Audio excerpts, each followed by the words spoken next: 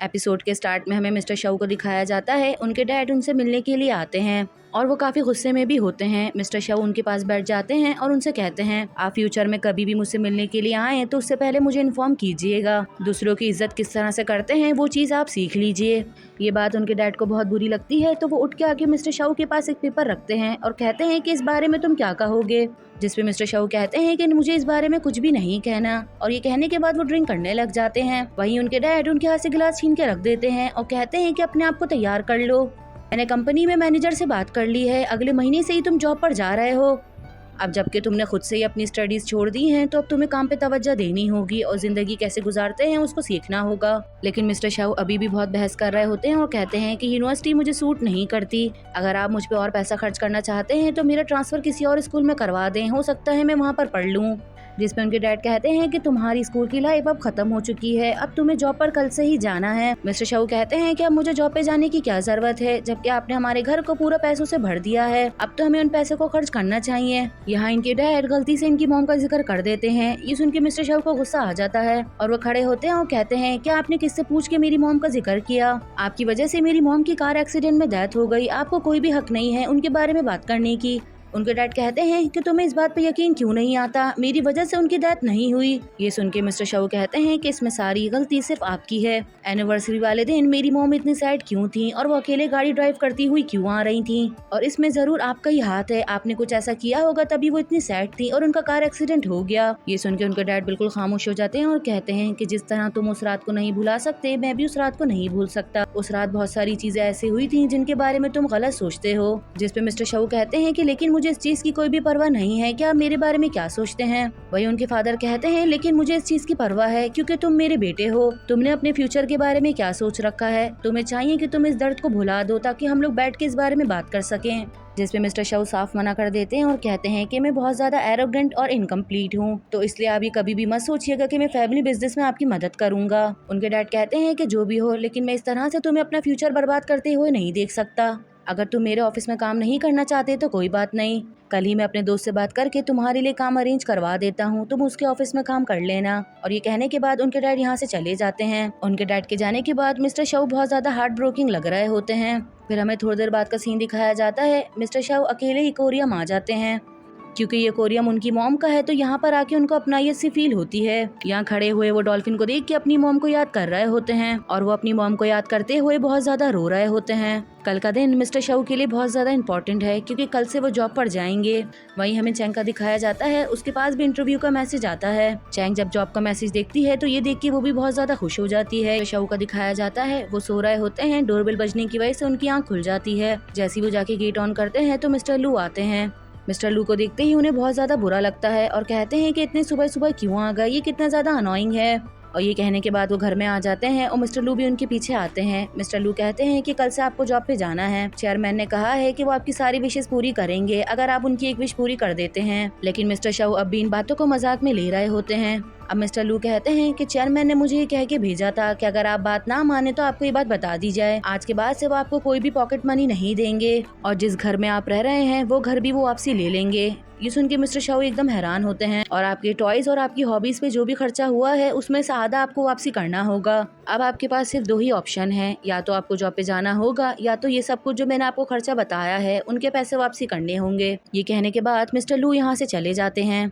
Mister लू के यहाँ से जाने के बाद मिस्टर शाओ अपने टॉयज वगैरह देख रहे होते हैं और इस बार उनको ये आइडिया हो जाता है कि उनके डैड बिल्कुल सीरियस हैं। वहीं हमें ऑफिस का सीन दिखाया जाता है। मिस्टर लू ऑफिस के अंदर एक न्यू मैनेजर लेकर आते हैं और कहते हैं कि अब से इस कंपनी को यही संभालेंगी क्योंकि इस कंपनी को बहुत ही स्ट्रिक्ट मैनेजर की जरूरत है। ये सुन के सब उनके लिए खुश होते हैं और क्लैपिंग करने लगते हैं। जो पुरानी मैनेजर होती है उनको बहुत बुरा लगता है क्योंकि उनका प्रमोशन होने के बजाय वो और नीचे आ जाती है। और मिस्टर लू भी ये इसलिए करते हैं ताकि मिस्टर शाओ सीधे रास्ते पे आ सके। वही वो एम्प्लॉय कहती है कि शेफ लू ये तो बहुत गलत बात हुई। जिसपे मिस्टर लू कहते हैं कि देखिए हमने आपके साथ कोई नाइंसाफी नहीं की, हमने आपका काम देखा है, आपने जिस तरह काम करना चाहिए आपने उस तरह काम नहीं किया, इसीलिए हमने नए मैनेजर का इंतजाम किया है।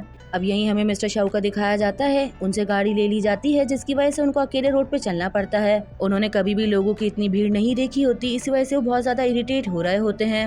रास्ते में चलते हुए कोई शख्स उनके पाँव पे अपना पाँव रख देता है। ये देख के तो उनको और भी ज्यादा गुस्सा आता है।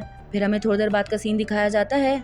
मिस्टर शाओ फुटपाथ पे बैठ जाते हैं और अपने जूते को साफ करने लगते हैं। इसके बाद वो अपने लिए टैक्सी बुक कर लेते हैं और उसमें बैठ जाते हैं। जब वो अपना बैंक अकाउंट देखते हैं तो उसमें चंद ही पैसे पड़े होते हैं। ये देख के वो कहते हैं कि अब मुझे अपना टाइम वेस्ट नहीं करना चाहिए। वहीं हमें थोड़ी देर बाद का सीन दिखाया जाता है। मिस्टर शाओ मिस्टर लू के साथ ऑफिस आ जाते हैं। वो दोनों बाहर ही खड़े हो जाते हैं क्योंकि मैनेजर किसी और से बात कर रही होती हैं और वो जिससे बात कर रही होती हैं वो चैंग होती है। वो चैंग को कहती हैं कि मैंने तुम्हारा काम देखा है और हमारा काम एक स्टेट एजेंट का है, तो क्या तुम वो कर पाओगी? इस काम में बहुत ज्यादा मेहनत है, तुम्हें कड़ी धूप में निकलना होगा और लोगों को मनाना होगा। अगर तुम ये काम कर सकती हो तो इस बारे में सोच लो। इतने में उनकी नजर बाहर पड़ती है और वो उठ के बाहर जाने लग जाती हैं और चैंग भी भागती हुई इनके पास आती है और कहती है कि मैनेजर मैं कर लूंगी।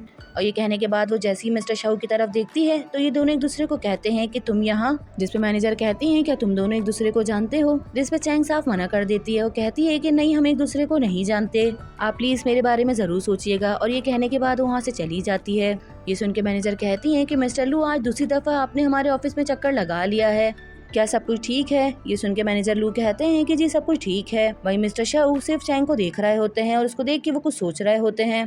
फिर वो मिस्टर लू को लेके साइड में आते हैं और उनको कहते हैं अगर तुम चाहते हो कि मैं इस ऑफिस में काम करूं तो मैं एक ही शर्त पे काम करूंगा, अभी जो लड़की गई अगर वो ऑफिस में मेरे साथ काम करेगी। ये सुनने के बाद मिस्टर लू मैनेजर को कहते हैं कि आपकी उस लड़की की बातें मैंने सुन ली थी, मुझे लगता है कि वो लड़की बहुत काम की है तो आपको उसको जॉब पे रख लेना चाहिए। ये सुनते ही मैनेजर मान जाती हैं और कहती हैं कि चलो आपके कहने पे मैं उनको मौका दे देती हूँ। ये कहने के बाद मैनेजर चली जाती हैं तो मिस्टर लू मिस्टर शाओ से पूछते हैं कि मुझे सच सच बताओ, क्या तुम उस लड़की में इंटरेस्टेड हो? लेकिन मिस्टर शाओ कोई जवाब नहीं देते और थैंक यू कह के वहाँ से चले जाते हैं। वही हमें चैंग का दिखाया जाता है। वो बहुत सैड होके बाहर आ रही होती है कि इतने में उसके पास मैनेजर का मैसेज आता है। मैनेजर का मैसेज देखते ही चैंग फौरन ऑफिस आ जाती है और वो बहुत ज्यादा खुश होती है और मैनेजर को कहती है कि आपने मुझे काम पे रख के बहुत अच्छा किया, मैं आपको कभी भी निराश नहीं करूंगी, मैं अपना बेस्ट दूंगी। ये सुनने के बाद मैनेजर कहती है कि ठीक है, अब से तुम उस जगह पे बैठ के काम करोगी। जब चैंग पीछे मुड़ के देखती है तो वहाँ पे मिस्टर शाओ बैठे होते हैं। उनको देखते ही चैंग की हंसी गायब हो जाती है। मिस्टर शाओ जिस तरह से ऑफिस देख रहे होते हैं ये देखकर तो चैंग और भी हैरान होती है। फिर हमें थोड़ी देर बाद का सीन दिखाया जाता है। मिस्टर शाओ अनजान बनने की कोशिश करते हैं। इतने में चैंग उनके पास आके बैठ जाती है। वो उसको देख के खुश हो जाते हैं और कहते हैं कि ओ तुम भी मेरी टीम में हो। लेकिन चैंग उनकी बात का जवाब नहीं देती और वो अपनी टेबल सेट कर रही होती है। ये देख के मिस्टर शाओ मुस्कुराते हैं और कहते हैं कि तुम्हें पता है कि मैंने तुम्हारे लिए रिक्वेस्ट करके तुम्हें जॉब पे रखवाया है। ये सुनते ही चैंग उनकी तरफ देखती है और उनसे पूछती है कि आखिर आपने ऐसा क्यों किया? जिसपे मिस्टर शाओ सीरियस हो जाते हैं और चैंग को बताते हैं कि वो सिर्फ इसलिए क्योंकि तुम बहुत ज्यादा डम्प हो। पहले तो चैंग बहुत सीरियस होकर बात सुन रही होती है, जैसी वो सुनती है तो वो अपना काम करने लग जाती है। वहीं मिस्टर शाओ हंस रहे होते हैं और उसको कहते हैं कि अच्छा तुम मुझे ये बताओ कि तुम कितने साल की हो, क्या तुम्हारा कोई बॉयफ्रेंड है? ये सुन के चैंग कहती है कि अगर तुम यहाँ पे बैठना चाहते हो तो बैठ सकते हो, लेकिन मुझसे बात करने की कोशिश मत करो और ना ही मुझे काम में डिस्टर्ब करो। ये सुन के मिस्टर शाओ कहते हैं कि तुम मुझसे इस तरह बात नहीं कर सकती, तुम्हें मुझे अच्छे से बात करनी चाहिए क्योंकि अभी भी तुम पे मेरे पैसे उधार हैं। लेकिन चैंग उनकी बात का जवाब नहीं देती तो वो उसका लैपटॉप बंद कर देते हैं। चैंग कहती है कि तुम ये क्या कर रहे हो, मेरे लैपटॉप को टच मत करो। वहीं मिस्टर शाओ चैंग को इतना चिढ़ता हुआ देख के मुस्कुरा रहे होते हैं। इतने में उनकी मैनेजर आ जाती है और वो कहती है कि ये 3000 पेपर्स हैं जो कि तुम लोगों को स्ट्रीट पे लोगों को देना है और उनको घर खरीदने के लिए राजी करना है। ये सुनते ही मिस्टर शाओ हैरान हो जाते हैं और कहते हैं कि 3000? मैनेजर उनका रिएक्शन देखती है और कहती है क्या तुम ये नहीं कर सकते? मिस्टर शाओ अभी शॉक्ड ही होते हैं कि इतने में चैंग कहती है कि मैनेजर मैं ये कर लूंगी। ये सुन के मिस्टर शाओ बहुत हैरान होते हैं और वो चैंग की तरफ देख रहे होते हैं। फिर हमें थोड़ी देर बाद का सीन दिखाया जाता है। ये लोग ऑफिस की ड्रेस चेंज कर लेते हैं। इसके बाद ये लोग रोड पर आ जाते हैं। मिस्टर शाओ अपने पेपर भी चैंग को दे देते हैं और कहते हैं कि तुम्हारे आईक्यू के साथ कोई प्रॉब्लम है, तुम जानती भी हो कि ये 3000 पेपर्स हैं, हम इसको किस तरह से लोगों में बांटेंगे। वो चैंग को सुनाने लगते हैं जिसपे चैंग कहती है कि मेरे पास कोई और रास्ता नहीं था, इसीलिए मुझे उनकी बात माननी पड़ी, अगर मैं ऐसा नहीं करती तो वो मुझे जॉब से निकाल देती। मिस्टर शाओ कहते हैं कि तुमने अपने साथ साथ मुझे भी इस काम में घसीट लिया। जिसपे चैंग कहती है कि अगर तुम्हारे पास इतना ही ज्यादा पैसा है तो तुम ये जॉब क्यों कर रहे हो, तुम्हें चाहिए कि तुम घर में बैठ के आराम करो। मिस्टर शाओ ने अभी तक चैंग या ऑफिस में किसी को भी अपनी आइडेंटिटी नहीं बताई कि वो कितने ज्यादा रिच फैमिली से बिलोंग करते हैं। फिर वो रुकते हैं और चैंग को कहते हैं कि तुम कितनी ज्यादा डम्प हो, और ये कहने के बाद वो आगे जाने लगते हैं। चैंग को ये सुन के गुस्सा आता है तो वो भी उनके पीछे भागती है। फिर हमें थोड़ी देर बाद का सीन दिखाया जाता है कि चैंग लोगों के पीछे भाग रही होती है और उनको कह रही होती है कि प्लीज आप ये पेपर ले लें, अगर आप लोग को घर खरीदना है तो हमारे ऑफिस में विजिट करें। लेकिन कोई भी चैंग से पेपर नहीं ले रहा होता, लेकिन कोई भी चैंग की बात नहीं सुन रहा होता। सब उससे पेपर लिए बगैर ही वहाँ से चले जाते हैं। वहीं दूसरी तरफ हमें मिस्टर शाओ का दिखाया जाता है, वो भी लोगों को मना रहे होते हैं, लेकिन अभी तक किसी ने भी उनसे एक भी पेपर नहीं लिया होता। इस तरह करते हुए इनको रात हो जाती है। फिर हमें नेक्स्ट डे का दिखाया जाता है। चैंग आज भी बहुत मेहनत कर रही होती है, लेकिन कोई भी उसकी बात नहीं सुनता। गर्मी बहुत ज्यादा होती है, जिसकी वजह से उसको चक्कर आ रहे होते हैं। इतने में उसकी नजर मिस्टर शाओ पे पड़ती है, तो वो देखती है कि मिस्टर शाओ आराम से बैठे हुए कॉफी पी रहे हैं। उनको इस तरह आराम से बैठा देख के चैंग भी उनके पास आके बैठती है और उनकी जो बची हुई कॉफी होती है वो आके पी लेती है। मिस्टर शाओ उसको देख के बहुत ज्यादा हैरान होते हैं। इसके बाद वो अपने कप को देख रहे होते हैं। चैंग कहती है कि इस तरह से क्या देख रहे हो, क्या कभी कॉफी पीते हुए लड़की को नहीं देखा?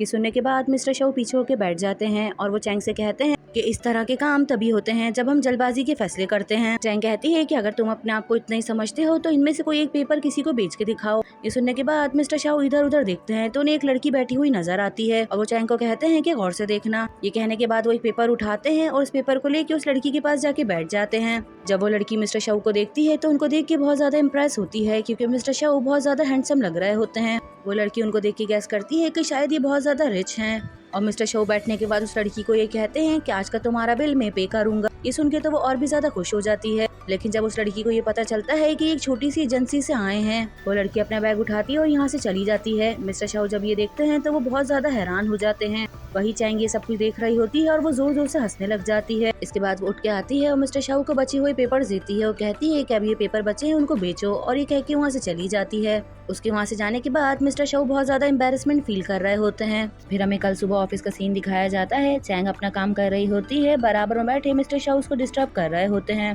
उसको कहते हैं क्या तुम बेवकूफ हो या कुछ और? तुम्हें क्या लगता है क्या तुम अकेले ही पूरे ऑफिस का काम संभाल लोगी? तो इसलिए आप प्रिटेंड करना बंद कर दो, मेरे साथ चलो, हम लोग मिलकर खाना खाते हैं। और वो उसका हाथ पकड़ के खींचने लगते हैं, जिस पे चैंग अपना हाथ छुड़वा लेती है। वो कहती है कि मैं तुम्हारे साथ नहीं जा रही, तुम इतने ज्यादा केयरलेस क्यों हो? जैसे मिस्टर शाओ कहते हैं कि चलो ठीक है, तुम्हारी मर्जी। और ये कहने के बाद वो उठ के वहाँ से चले जाते हैं। फिर हमें मीटिंग का सीन दिखाया जाता है। इनकी मैनेजर सभी लोगों को सुना रही होती हैं। फिर वो मिस्टर शाओ से कहती हैं कि अपना काम शो करो कि तुम लोगों ने इस वीक क्या किया है। जैसे मिस्टर शाओ कहते हैं कि मेरे सर में तो बहुत ज्यादा दर्द था और मुझे वोमिटिंग्स भी हो रही थी, इसी वजह से मैं ज्यादा काम नहीं कर पाया।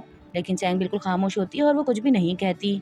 मैनेजर मिस्टर शाओ की बातें सुनने के बाद कहती हैं कि मैं तो बहुत ज्यादा डर रही हूँ, अगर तुम बेहोश हो गए तो हमारी कंपनी का बहुत ज्यादा नुकसान हो जाएगा।